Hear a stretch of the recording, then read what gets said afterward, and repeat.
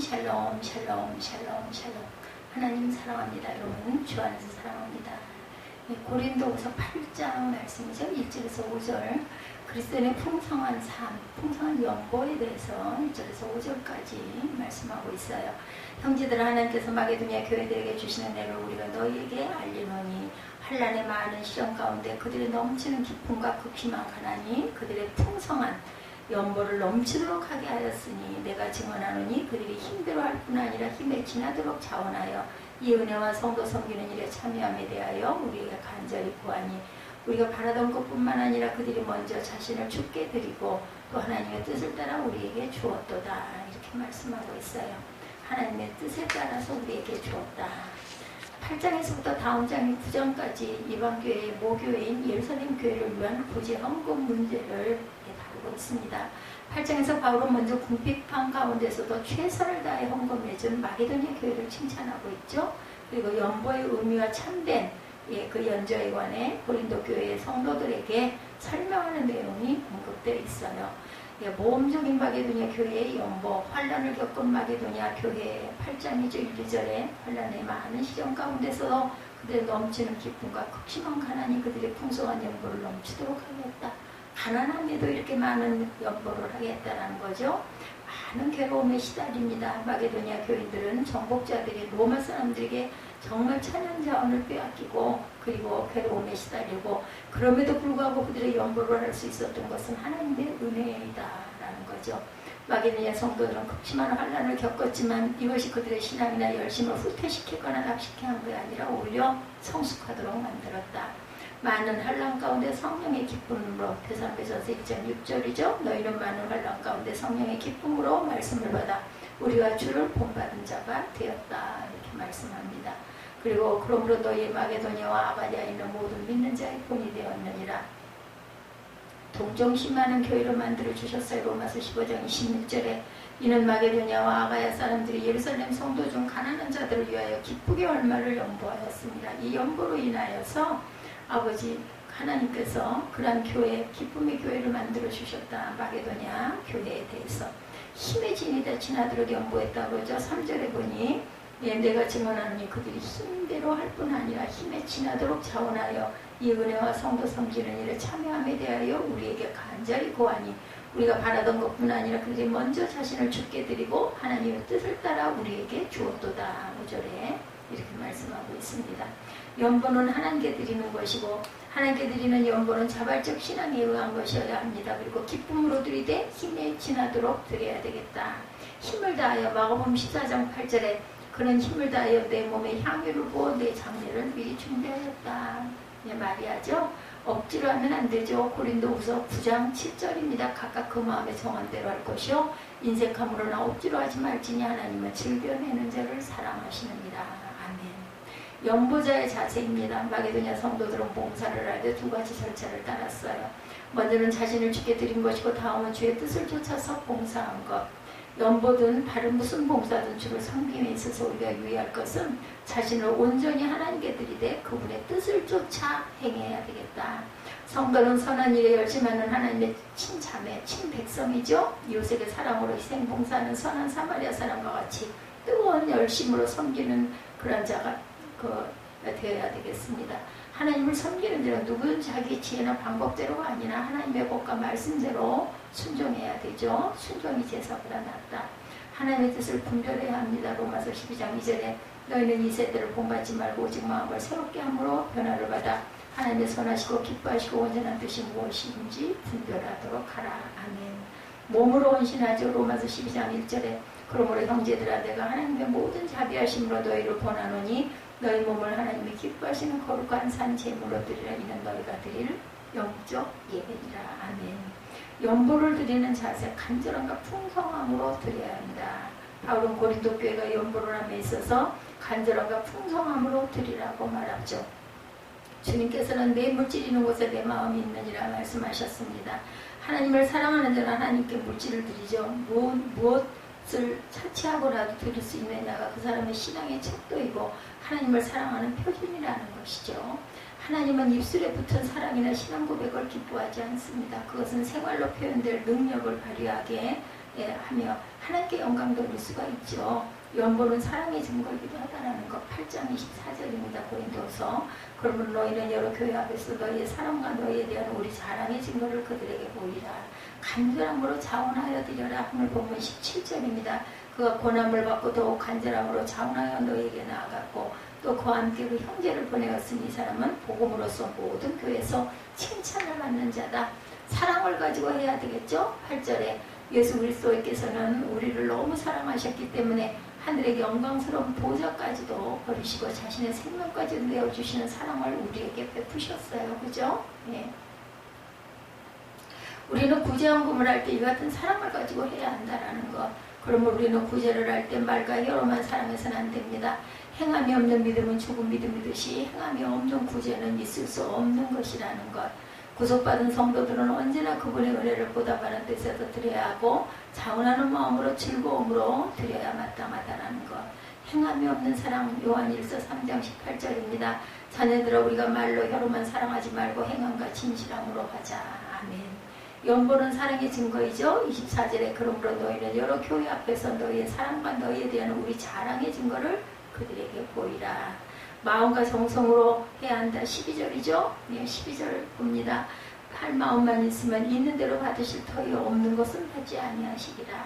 13절에 있는 다른 사람들은 평안하게 하고 너희는 공고하게 하려는 것이 아니요 균등하게 하려 하면 이제 너희의 넉넉한 것으로 그들의 부족한 것을 보충한 후에 그들의 넉넉한 것으로 너희의 부족한 것을 보충하여 균등하게 하려 합니다.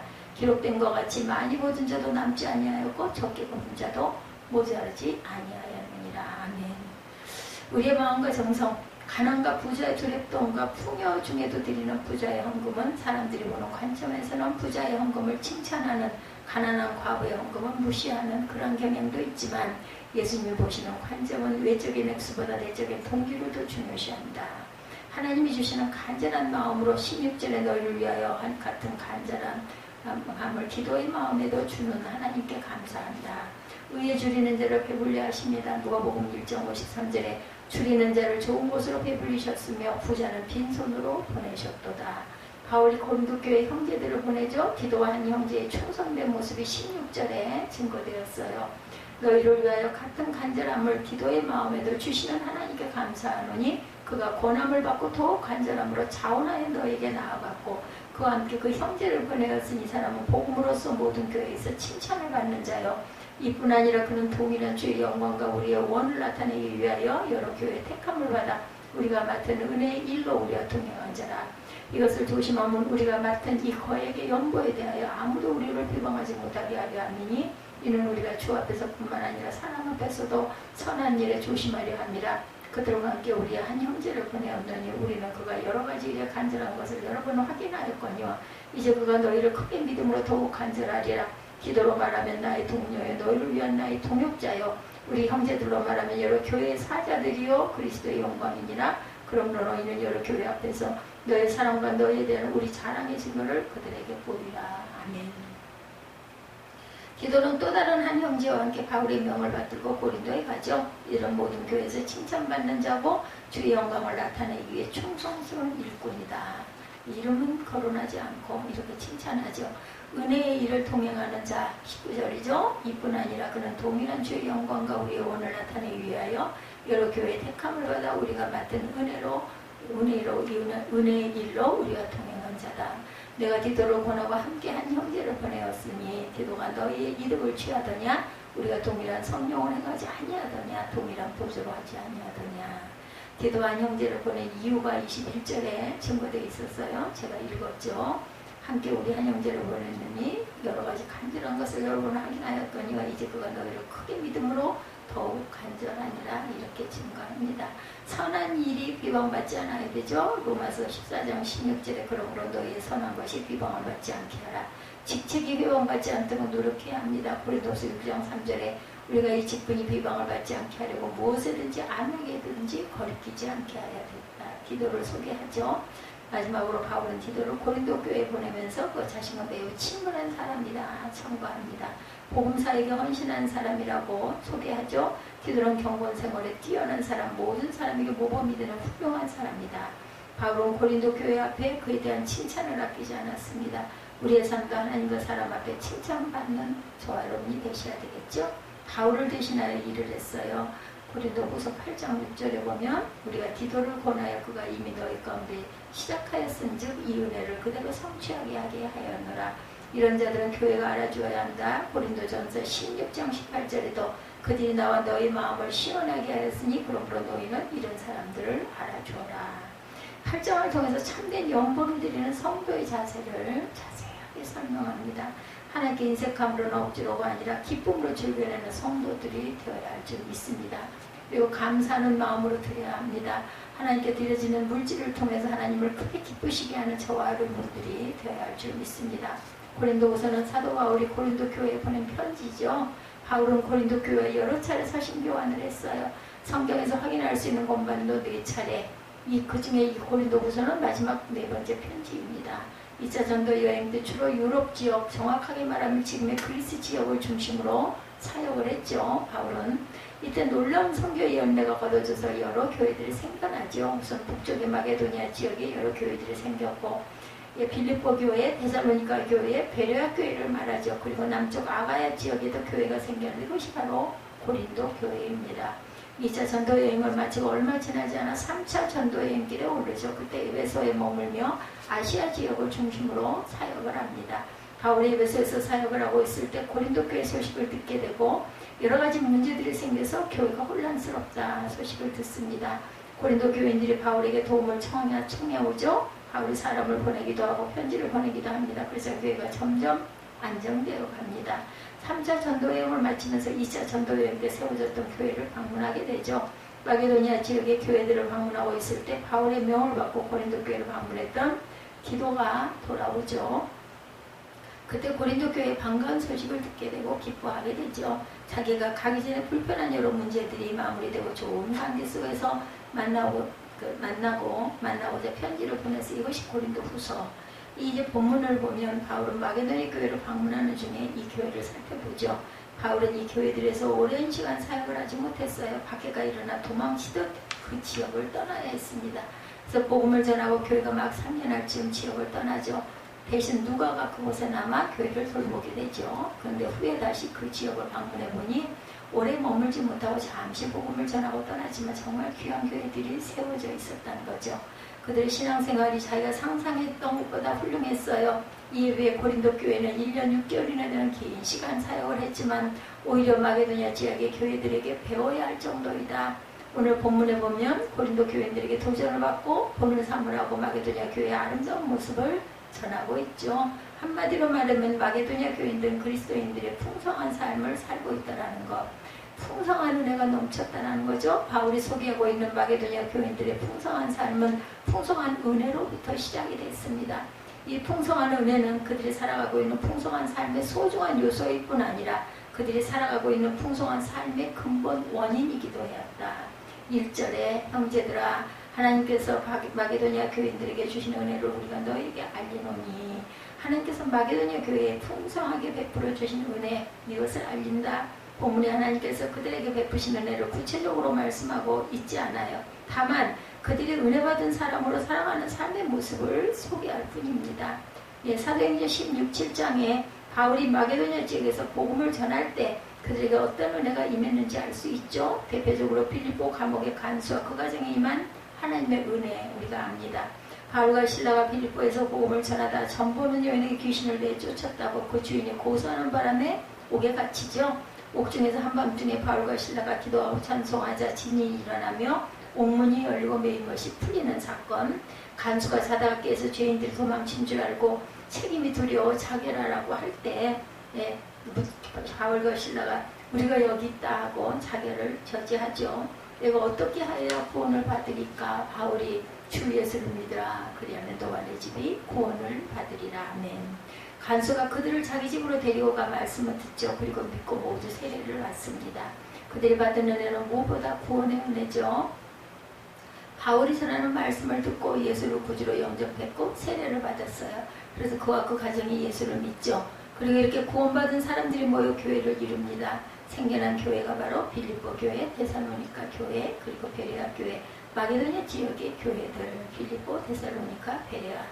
마게도냐 교인들은 이렇게 복음을 받고 예수를 믿고 교회를 이루었어요. 그들에게 임한 하나님의 은혜는 무엇보다도 구원의 은혜였다. 이 구원의 은혜가 그들에게 풍성하게 임하면서 그들의 삶을 풍성한 삶으로 바꾸어 놓습니다. 어느 집사님 간증을 들어보니 모든 것이 부족함이 없을 정도로 편안한 삶을 살고 있던 어느 날 처가 안 돼서 가슴이 답답해서 병원에 가서 진찰을 받았더니 자기 남편을 불러서 의사가 위암인 것 같은데 상태가 심각하다 이렇게 전했다고 그래요.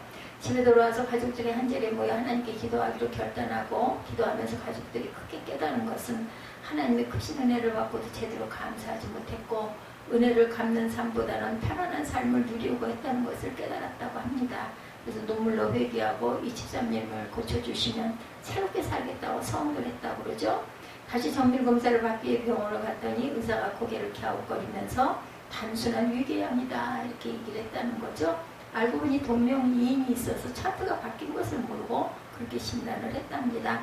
가족들이 다시 모여 이야기를 나누었어요. 우선 하나님께 자기의 기도를 들어주신 것에 대해서 감사했고 이번 이 일에 하나님께서 자기들에게 하나님의 은혜를 깊이 느끼게 하시려고 섭리하신 은혜의 역사라는 것을 깨닫게 됩니다. 그리고 이번에 깨달은 은혜를 마음에 새기고 은혜 갚는 삶을 살기로 뜨겁게 결단을 했다고 합니다.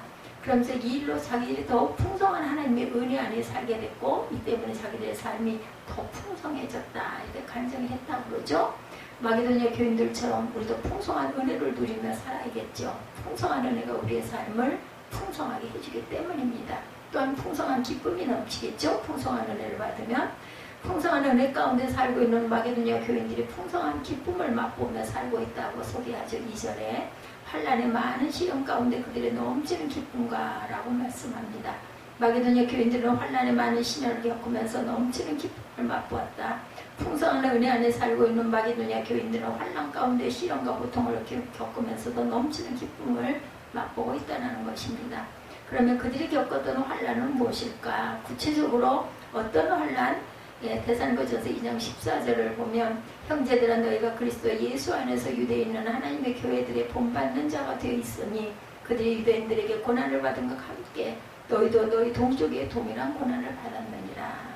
예루살렘 교회가 유대인들에게 예수 믿는다고 박해를 받았던 것처럼 마게도냐 교인들도 그 지역 사람들에게 예수 믿는다고 박해를 받았다는 거죠. 특히 이 지역에 와서 살고 있던 유대인들이 그리스도인들을 남동꾼이라고 모함을 했어요.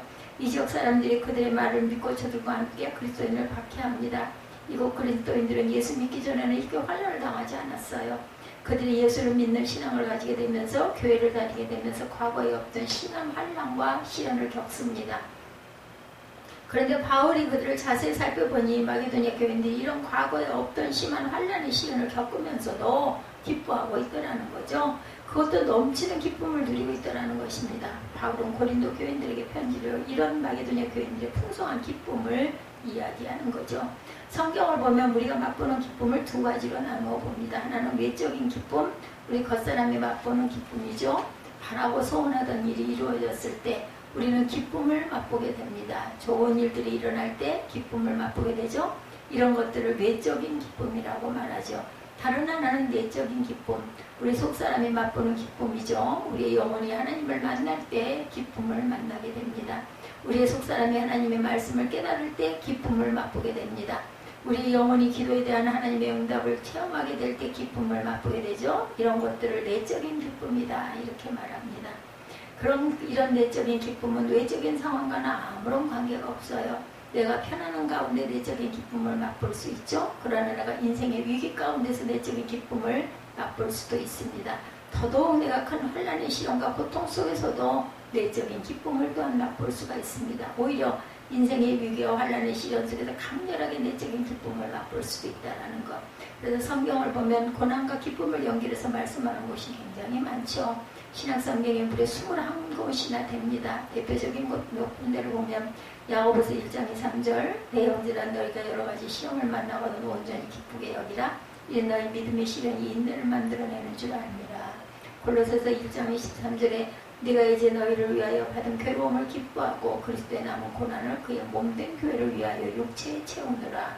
로마서 5장 3, 4절에 다만 이뿐 아니라 우리가 환난 중에도 즐거워하나니 이는 환난은 인내를 인내는 연단을 연단은 소망을 이루는 줄 알미로다. 아멘. 이런 말씀은 모두가 내적인 기쁨에 관한 말씀이죠. 고난 속에서 풍성한 내적인 기쁨을 맛볼 수 있다라는 것입니다. 바울은 지금 마게도냐 교인들이 이런 내적인 기쁨을 맛보고 있다고 소개하죠. 큰 환난의 시련과 고통 속에 넘치는 기쁨을 맛보고 있다는 것입니다. 우리가 이런 내적인 기쁨을 맛볼 수 있어야겠습니다. 고난 가운데 있을지라도 이런 내적인 기쁨을 맛볼 수 있다. 아니 고난 가운데 있을수록 넘치는 기쁨, 여러분들이 더 풍성한 기쁨을 맛보며 살아가시기를 주님의 이름으로 축복합니다. 이렇게 되다 보면 풍성한 헌신을 하게 되죠. 바울은 마게도냐 교인들이 풍성한 은혜 안에서 풍성한 삶을 살고 있는데 그 모습 가운데 또 하나가 바로 풍성한 헌신이다. 이렇게 소개하죠. 2절에 극심한 가난이 그들의 풍성한 연보를 넘치도록 하게 하였다. 어떻게 가난한데 풍성한 연보를 이렇게 넘치게 할 수 있을까? 3절에 그들이 힘대로 할 뿐 아니라 힘을 지나도록 자원하였다라고 얘기합니다. 자원하여서 스스로 그 수준 이상의 헌금을 하고 있더라는 것. 자세히 살펴보면 마게도냐 교인들은 극심한 가난을 겪고 살고 있었는데 그 지역 천연자원이 풍부한 지역이었다고 그래요. 원래 이 지역 사람들이 잘 살았었어요. 과거 알렉산더가 이 지역에서 나라를 일으켜 세계를 제패할 정도로 물자가 풍부한 곳입니다. 로마 지역의 식민지 통치를 받으면서 경제적 수탈이 극심해요. 그래서 이 지역 사람들은 노예 수준으로 가난하게 삽니다. 근데 바울로부터 예루살렘 교회 경제적인 어려움에 대해 듣게 되죠. 자기들도 지독한 가난에 하루하루 먹고 사는 곳자 힘든 상황에 그들이 십시일반으로 헌금을 시작한 거죠. 바울은 차마 그들의 형편 때문에 헌금 문제를 이야기하기도 힘들었는데 그들이 자발적으로 헌금을 합니다. 바울은 큰 감동을 받죠. 그리고 지금 이 이야기를 고린도 교인들에게 전하고 있는 거죠. 그래서 어떻게 이렇게 할 수 있었을까? 바로 풍성한 은혜 안에 있었기 때문이다. 마게도냐 교인들은 받은 바 은혜에 감격하고 감사하고 있는데 마침 예루살렘 교회가 큰 어려움 가운데 있다는 소식을 듣게 돼요. 그들이 가만히 있을 수가 없죠. 받은 바 은혜를 나누어야겠다는 생각을 합니다. 그래서 자기들이 가진 것은 없지만 최선을 다해 나누기로 하죠. 에스겔 47장에 보면 에스겔 선지자가 본 환상이 소개되죠. 하나님께서 에스겔을 데리고 성전으로 가셔서 펼쳐지는 놀라운 일을 보여줍니다. 성전 안에 물이 흘러들어오는 거죠. 그 물에 성전 뜰을 적시고 그리고 또한 성전 물이 문 밖으로 스며나오고 있습니다. 물이 문 밖으로까지 성전 밖으로 조금 나아가보니 성전에 흘러나온 물이 발목까지 차고 다시 더 나아가보니 무릎에 차고 더 나아가보니 큰 강이 되었더라. 그 강 주변을 보니 각종 나무가 우거지고 물속에 수많은 물고기들이 살고 있더라. 그리고 그 강이 바다로 흘러들어 바닷물이 되살아나고 생명의 축자가 펼쳐지죠. 한마디로 말하면 성전에 임한 하나님의 은혜가 세상으로 흐르는 장면을 보여주고 있습니다. 은혜가 흐르게 해야 한다는 것을 말씀하는 거죠. 예, 그렇습니다. 마게도냐 교인들은 은혜를 흐르게 하고 있었다라는 거예요. 은혜를 흐르게 하고 있었다. 은혜를 받으면 은혜가 흐르게 해야 되죠. 그것이 풍성한 헌신으로 나타나야 합니다. 그래서 교회가 부흥하고 어려운 이웃들이 은혜의 혜택을 받을 수 있게 되었다. 우리 그리스도인들은 풍성한 삶을 살죠. 하나님께서 풍성한 은혜를 주셨기 때문이죠. 그러기 위해서는 그것은 풍성한 은혜를 체험하며 살아야겠습니다. 그 풍성한 은혜로 환난 중에도 기쁨을 맛보고 살 수 있어야겠습니다. 나아가 풍성한 은혜를 풍성한 헌신으로 갚으며 살아야겠습니다. 그래서 은혜가 흐르게 해야 할 줄로 믿습니다.